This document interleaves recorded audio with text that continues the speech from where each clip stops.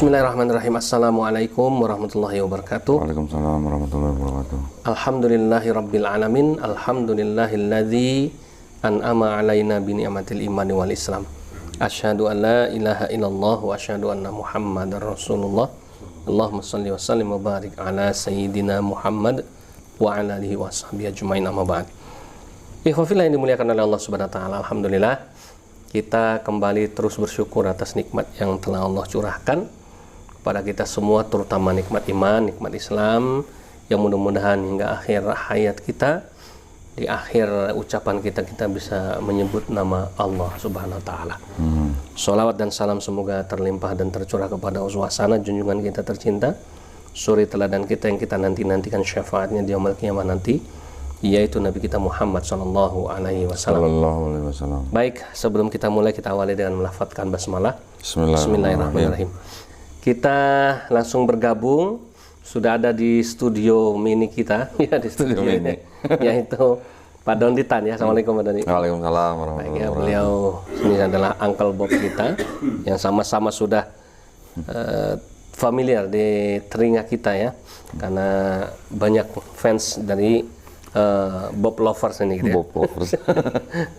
Baik, gini Pak Dondi, saya sebetulnya cuma punya unek-unek nih. Begini latar belakang sebelum saya mengungkapkan ini Pak unek-unek nih.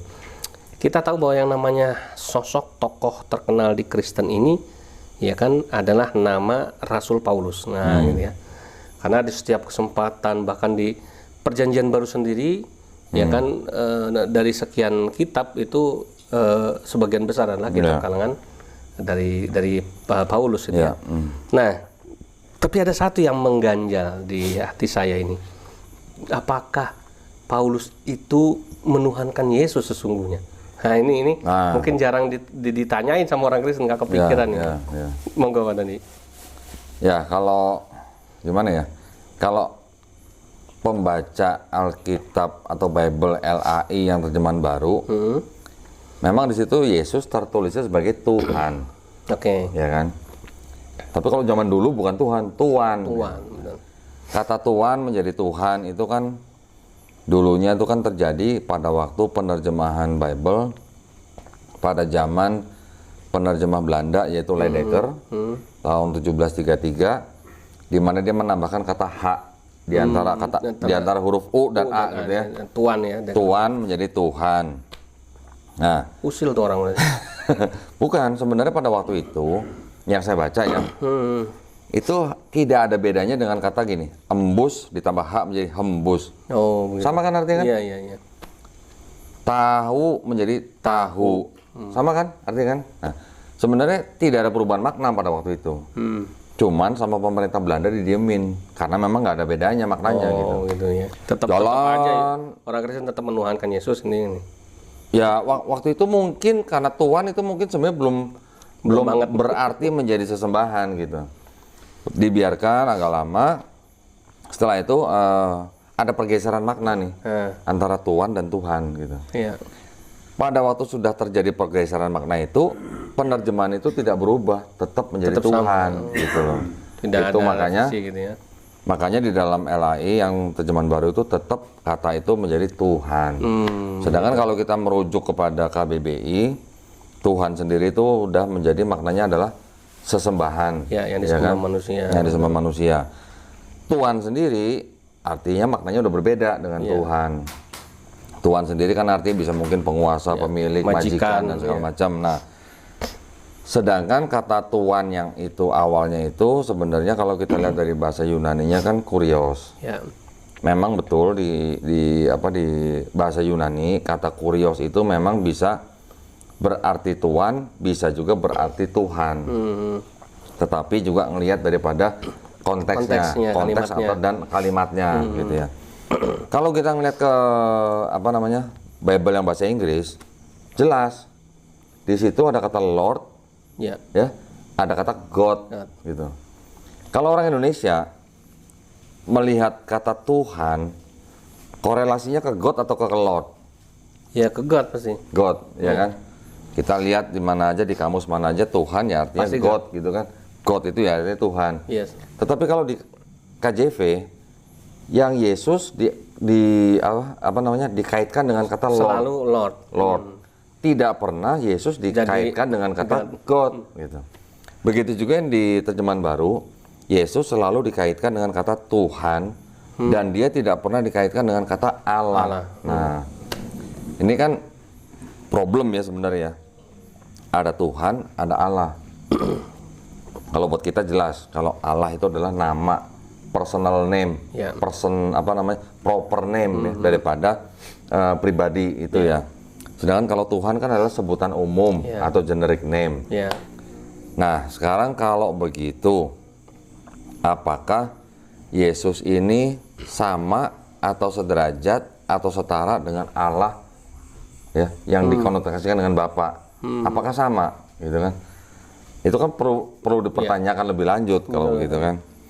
Nah, berarti kalau pada waktu Paulus menulis dengan kata kurios, apakah yang dia maksud kurios untuk Yesus itu Allah, Tuhan atau God. Allah gitu, ya kan? Lord atau God. Kalau terjemahan bahasa Inggrisnya jelas, Yesusnya Lord. Bapaknya God. Udah bisa dipisahkan. Ada pembedaan, ada pemisahan.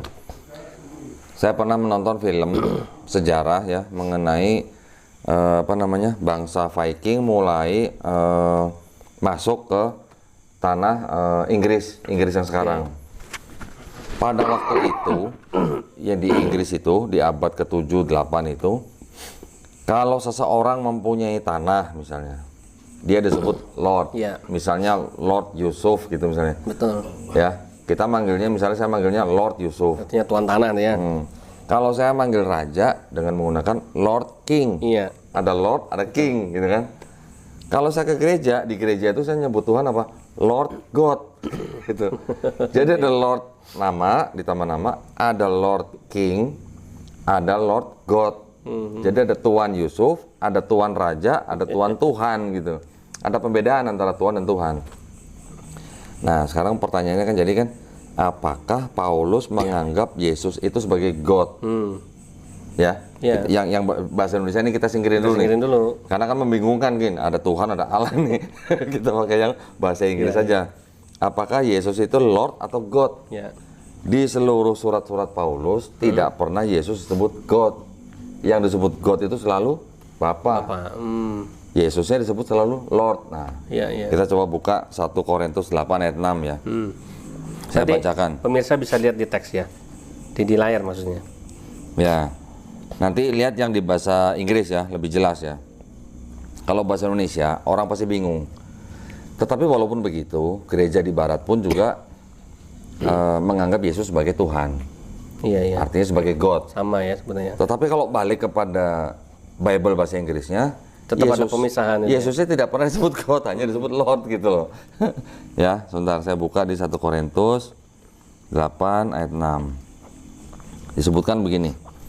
But to us there is but one God, the Father. Ya, jadi Father itu God. Ya, cuma satu ya. Of whom are all things, and we in Him, and one Lord Jesus Christ. Nah, di sini Jesus Christ menjadi Lord. Tuhan, satu Tuhan. Nah, by whom are all things and we by Him.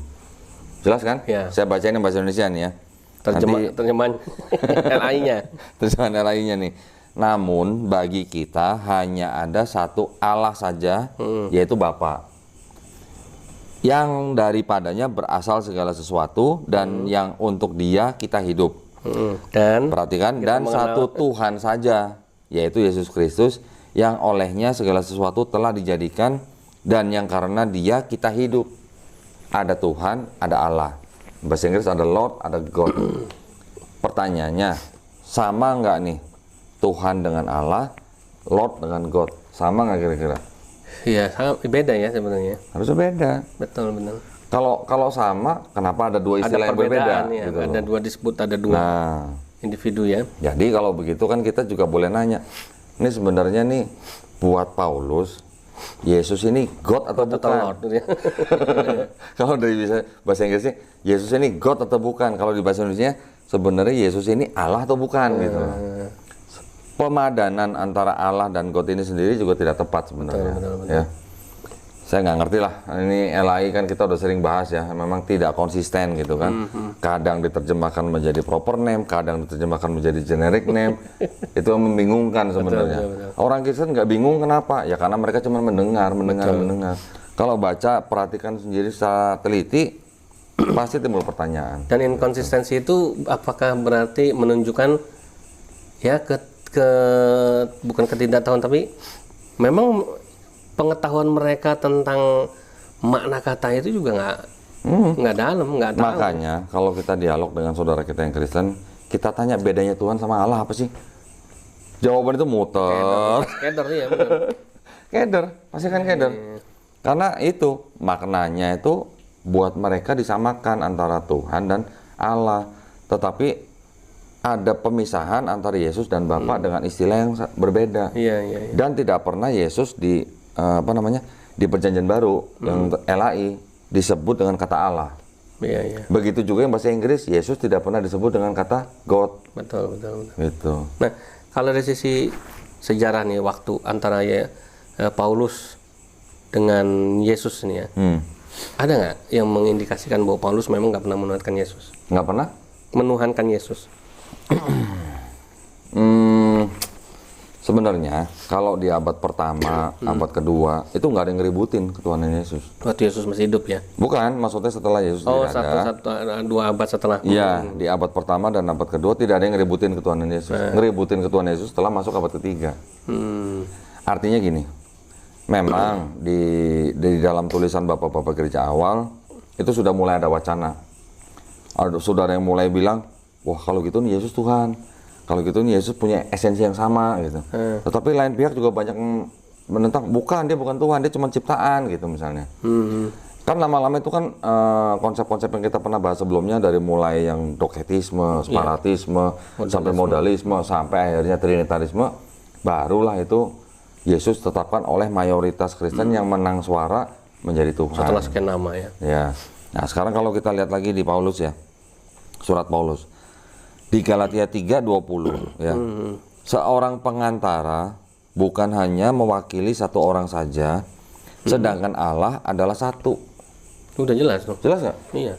Berarti ini Paulus bisa dibilang korban fitnah nih. Pengantara siapa? Yesus. Yesus. Allah siapa? Rasulullah kan ini. Allah siapa? Ya Tuhannya Yesus. Bapak kan? Berarti kan Yesus pengantara, Bapa Allah. Nah, ini sudah ada perbedaan lagi kan? Nah, iya. Berarti kalau gitu Paulus nuhanin Yesus nggak? Nah makanya. Buat Paulus, Yesus itu sama dengan Bapa atau tidak? Nah itu yang harus diperdalam kan. Beda berarti kan? Kalau dari surat-surat nanti nggak jelas. Beda. Nggak sebenarnya sama. Beda, iya. Saya tambahin lagi. Di Roma 1 ayat 25. Sebab mereka menggantikan kebenaran Allah dengan dusta. Lalu, siapa tuh? Dan memuja dan menyembah makhluk dengan melupakan penciptanya yang harus dipuji selama-lamanya. Amin. Artinya apa? Ya itu jawabannya. Coba jelas kan? Iya betul. Nah, kalau dibaca artinya dengan logika yang atau nalar yang baik atau yang jalan, orang bisa mikir sebenarnya. Seperti yang kita bahas sebelumnya. Kepala dari perempuan atau wanita adalah laki-laki. Kepala dari laki-laki adalah Yesus. Kepala dari Yesus adalah Allah. Bapa, ya kan? Ada hierarki gitu. Betul. Jadi dan itu Paulus yang bilang. Nah, jadi kan timbul pertanyaan. Kalau begitu Yesus itu apa buat Paulus? Gitu? Apakah dia setara dengan Bapa? Apakah dia di bawah Bapa sebagai pengantara? Yeah. Kan berbeda dengan pandangan Kristen sekarang, gitu kan? Memang sih masih banyak pandangan ya, baik yang bahasa yang di luar negeri atau yang di Indonesia, bahwa fix Paulus itu menuhankan Yesus. Betul. Karena apa ya namanya, penafsiran daripada gereja-gereja itu yang apa namanya, fix bahwa Paulus itu menuhankan Yesus. Tetapi kalau kita perhatikan ayat-ayat seperti itu tadi, cukup jelas kalau buat saya sebenarnya. Jadi udah jelas ya. Sebetulnya mungkin orang-orang Kristen ini korban dari doktrin yang udah lama, yang terus dihembuskan bahwa Paulus adalah Rasul Kristen, ya kan, yang menuhankan Yesus kan begitu. Tapi sementara orang-orang Kristen sendiri mungkin tidak mendalami Alkitabnya ya, sementara di surat-surat Paulus yang tadi sudah disebutkan di dalam Galatia, di Roma ya kan, ternyata Paulus sendiri kita bisa baca, kita meragukan ya, ya bahwa Paulus menuhankan Yesus dengan tadi disebutkan hierarki, pembedaan ya, dan sebagainya. Pemisahan lah gitu ya. Masalahnya kan karena Yesusnya tidak pernah disebut dengan Allah di dalam seluruh surat-surat Paulus, atau Yesus tidak pernah disebut dengan God di seluruh surat-surat Paulus dalam bahasa Inggris pun. Jadi kan timbul pertanyaan, kalau orang yang kritis berarti nanya, berarti Yesus itu Allah atau God itu sendiri itu bukan gitu kan? Buat Paulus ya. Nah, kalau tidak pernah, pertanyaannya kenapa sekarang saudara kita yang Kristen menganggap Paulus menuhankan Yesus gitu loh. Betul. Memang ini perlu dikaji lebih dalam. Kita perlu banding-bandingkan dengan ayat-ayat yang lain. Tetapi sudah jelas gitu. Informasi dari Bible sendiri ya. Informasi dari Bible sendiri. Dan dari surat Paulusnya sendiri. Ya, di dalam terjemahan baru Yesus tidak pernah disebut atau dikaitkan dengan sebutan Allah. Yang bahasa Inggris juga begitu. Yesus tidak pernah dikaitkan atau disebut dengan kata God gitu. Boleh dicek, boleh diperiksa gitulah ya.